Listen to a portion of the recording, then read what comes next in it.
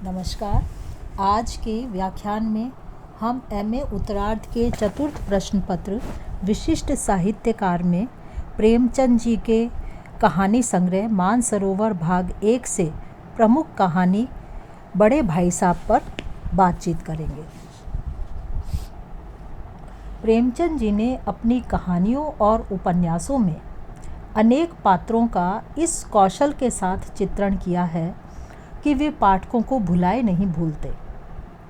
गोदान का होरी जिस प्रकार सबकी जिह्वा पर है, उसी प्रकार बड़े भाई साहब कहानी के बड़े भाई साहब का चरित्र भी पाठकों को सदा याद रहता है।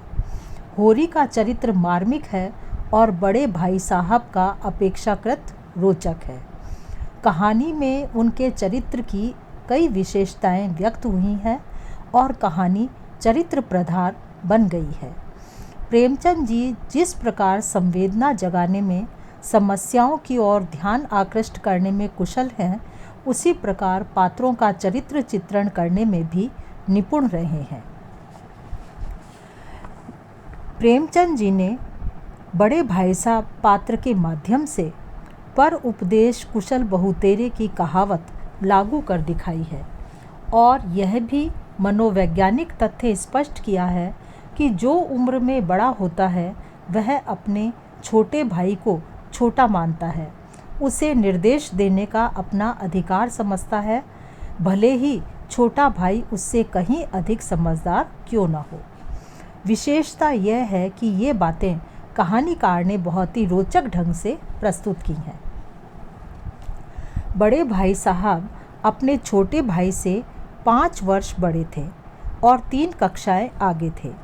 वे तालीम के मामले में जल्दी करने में विश्वास न करते थे।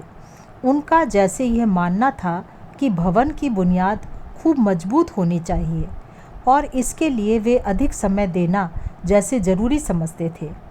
इसी कारण वे एक कक्षा में एक के साथ कई वर्ष लगा लेते थे। खूब परिश्रम भी करते थे। बात यह अलग थी कि वे परिश्रम किस तरह से करते थे। 1 साल का काम 2 साल में करते थे, कभी कभी 3 साल भी लग जाते थे।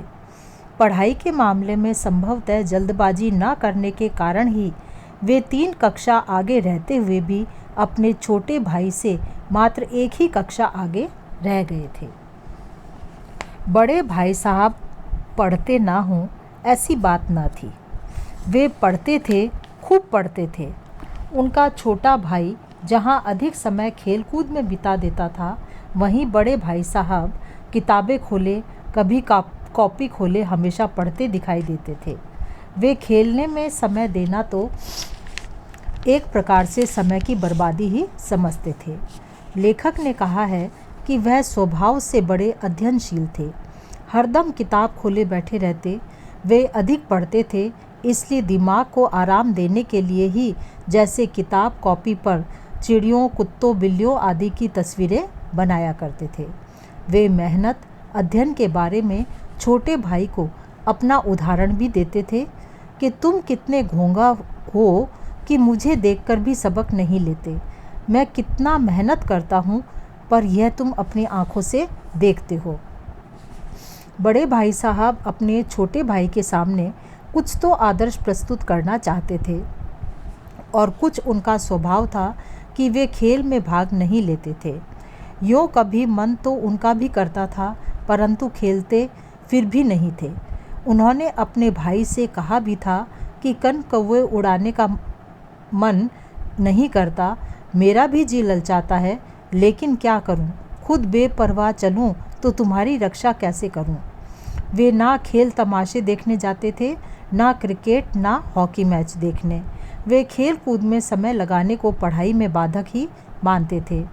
इतने खेल तमाशे होते हैं, मुझे तुमने कभी देखने जाते देखा है? वे छोटे भाई से भी कहते थे कि खेल कूद में समय गंवाकर तुम कैसे पास होने की आशा कर सकते हो। उन्होंने अपने भाई से खेल कूद बंद करने के लिए यहाँ तक कहा था कि अगर तुम्हें इस तरह उम्र गंवानी है तो बेहतर है कि घर चले जाओ और मज़े से गुल्ली डंडा खेलो। दादा की गाड़ी कमाई के रुपए क्यों बर्बाद करते हो। बड़े भाई साहब अध्ययन तो बहुत अधिक करते थे, किंतु गलत ढंग से परिश्रम करते थे। एक तो पढ़ने से थकने पर भी किताब कॉपियों से अलग ना होते थे, चाहे वहाँ बैठे बैठे वे किताब कॉपियों पर कुत्ता, बिल्ली, चिड़ियों आदि के चित्र ही क्यों न बनाएं। कभी कभी वे पढ़ते समय व्यर्थ की बातें लिखने में भी समय बिगाड़ देते थे और समझते यही थे कि मैं अध्ययन कर रहा हूँ। जैसे उनकी कॉपी पर लिखा देखा जा सकता था कि स्पेशल अमीना, भाइयों बहनों, भाई भाई, राधे श्याम, श्रीयुत राधे श्याम। कहीं आदमी का चेहरा बना रहता। अध्ययन के लिए खेल भी आवश्यक है, किंतु भाई साहब मन मारे बैठे रहते और कोई खेल भी ना खेलते थे। वे खेल तमाशे भी देखने नहीं जाते थे, जिनसे मनोरंजन हो जाता है और अध्ययन भी फिर अच्छे ढंग से हो सकता है। बड़े भाई साहब स्वयं तो खेल खेलते ही ना थे, अपने छोटे भाई को भी खेल खेलने से रोकना चाहते थे। छोटा भाई उनकी तरह सारे दिन किताबें लेकर बैठा नहीं रह पाता था। उसका तो बहुत सा समय खेलने कूदने, शरारतें करने, मनोरंजन करने में ही बीतता था। यह एक मनोवैज्ञानिक तथ्य है कि जिस काम से हम घृणा करते हैं उसे करने वाले को हम बुरा आदमी समझते हैं। यही हाल खेल के मामले में बड़े भाई साहब का था।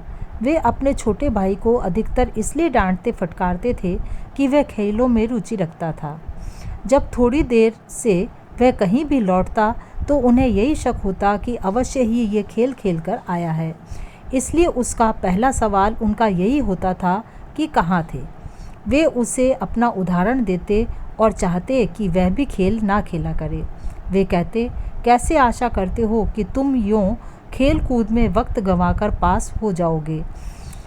वैसे पास छोटा भाई ही होता था, भले ही वे खेल खेलता और बड़े भाई साहब ना खेलकर भी फेल होते रहते थे, फिर भी छोटे भाई को खेलने से रोकने का हमेशा ही प्रयास वे करते थे। बड़े भाई साहब अपने भाई से उम्र में 5 वर्ष बड़े थे। स्वाभाविक रूप से उन्हें अपने छोटे भाई के आगे अपनी पोजीशन का ध्यान रहता था, किंतु वे अपने छोटे भाई को भी नसीहत देते थे कि तुम अपनी पोजीशन का, अपनी इज्जत का तो ध्यान रखा करो। वे कहते कि इन बाजारी लौंडों के साथ धेले के कनकौए के लिए दौड़ते हुए तुम्हें शर्म नहीं आती। आखिर आदमी को कुछ तो अपनी पोजीशन का ख्याल करना चाहिए। वे दादा का उदाहरण देकर भी यही बात समझाने का प्रयास करते थे।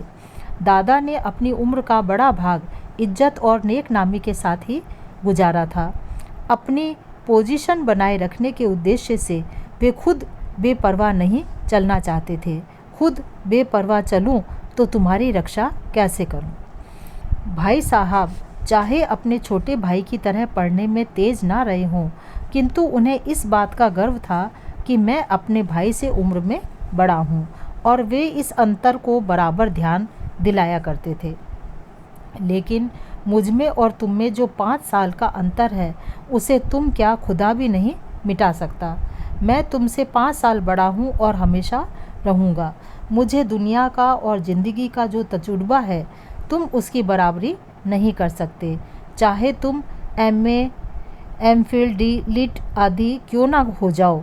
यह बात छोटे भाई को अच्छी तरह से समझ ले कि इसके लिए फिर वे अम्मा और दादा का उदाहरण पेश कर देते थे कि अम्मा ने कोई दर्जा नहीं पास किया, दादा भी शायद 5वीं जमात से आगे नहीं गए, लेकिन उन्हें हमें समझाने का अधिकार हमेशा रहेगा। उन्हें हमसे ज़्यादा तजुर्बा है।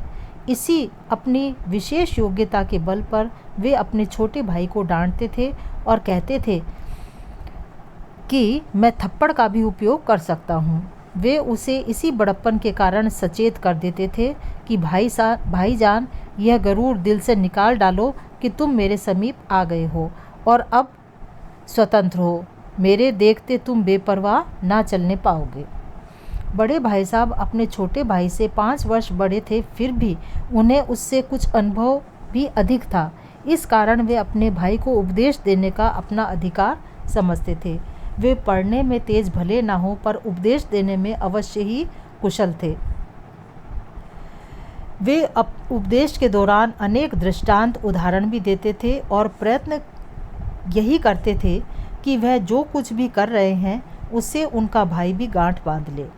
उपदेश देने से उनके अहम को संतोष मिलता था। उपदेश तो वह अपनी तरह से पढ़ाई करने का, खेल ना खेलने का भी देते थे, जबकि उनका पढ़ने का ढंग दोषपूर्ण था और खेल खेलना अच्छी तरह पढ़ाई करने के लिए ज़रूरी है। वे कहते, इस तरह अंग्रेजी पढ़ोगे तो ज़िंदगी भर पढ़ते रहोगे और एक हर्फ भी ना आएगा। उनका उपदेश भी छोटे भाई के प्राण दहला देने वाला, उसका पढ़ाई का उत्साह भंग कर देने वाला होता था। छोटे भाई को ऐसा लगता कि मेरे जिगर के टुकड़े टुकड़े हो जाते हैं और हिम्मत छूट जाती है। वह पढ़ाई छोड़कर घर चले जाने की बात सोचने लगता था। एक तरह से उनके व्यवहार से छोटे भाई के अध्ययन में बाधा पड़ रही थी, क्योंकि उसके सर पर उनके डांट फूट और ऊब पैदा करने वाले उपदेशों के कारण यही अनुभव होता रहता था कि सिर पर हमेशा एक नंगी तलवार लटक रही है। कभी वे कहते कि आदमी को घमंड नहीं करना चाहिए। रावण तक का अभिमान ना रहा, वह भी मिट गया। इसी एक बात घमंड ना करने के बारे में वे फिर शैतान का उदाहरण देने लगते। घमंड के कारण शैतान स्वर्ग से नीचे धकेल दिया गया। इस तरह के उदाहरण देकर एक बार उन्होंने अहंकार किया और भीख मांग मांग कर मर गया। वे कहते कि मेरे दर्जे में आओगे तो दांतों तले पसीना आएगा। वे अंग्रेजी, अलजबरा, हिस्ट्री, ज्योमेट्री आदि का हवा खड़ा कर देते थे। परीक्षकों के अनेक दोष गिना देते। वे स्वयं कनकौवे के पीछे दौड़ने से अपने छोटे भाई को रोकते थे, किंतु जब एक कनकौवा उड़ता हुआ उनके सिर के ऊपर आ गया तो पीछे दौड़ते लड़कों के दल की तरह कनकौवा पकड़कर वह भी बेतहाशा हॉस्टल की तरफ भाग छूटे। इस प्रकार प्रेमचंद जी ने बड़े भाई साहब का एक बड़ा ही रोचक चरित्र इस कहानी में प्रस्तुत किया है। चरित्र चित्रण में स्वाभाविकता, विश्वसनीयता, मनोवैज्ञानिकता है। बड़े भाई साहब का चरित्र एक ऐसे व्यक्ति का चरित्र है जो अपने मन संतोष के लिए बड़बड़ाता है, जिसमें कोई विशेष योग्यता नहीं है। ऐसे व्यक्ति का कई बार गलत प्रभाव भी पड़ने लगता है। एक प्रकार से लेखक ने बड़े भाई साहब पर व्यंग किया है और उसका सा आचरण न करने की ओर सभी को संकेत देने का प्रयास किया है। धन्यवाद।